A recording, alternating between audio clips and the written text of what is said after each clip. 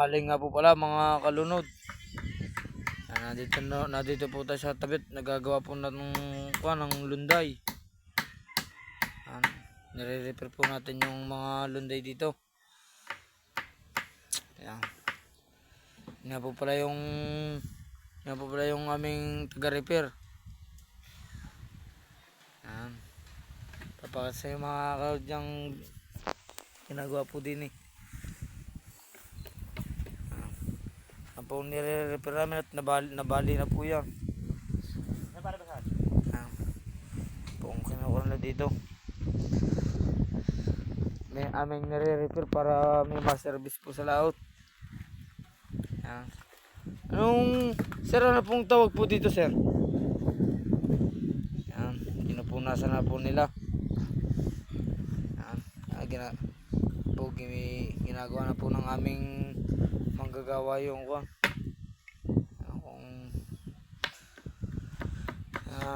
yan na po mga nare-repair. Yan nga po, papakita sa inyo mga kanulod nga po pala yung nabali sa sobrang laki ng alon. Yan nga po pala mga kanulod nga po pala yung nabali. Yan. Basta tatanggal na po yung mga kahoy. Mayroon pong magaling pong mag-repair dito sa Batangas.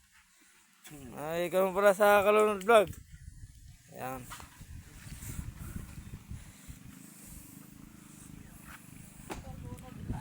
Ano? Yung airbox butas din yan, no. Yan. Po ginalagyan na po ng yung fiber.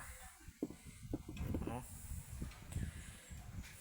Magaling pong magre-repair po namin yan. Yan naman mga kalunod.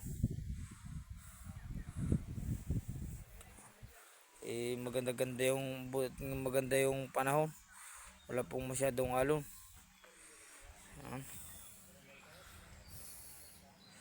Paano mga kalunod, hanggang dito na lang po yung aking video.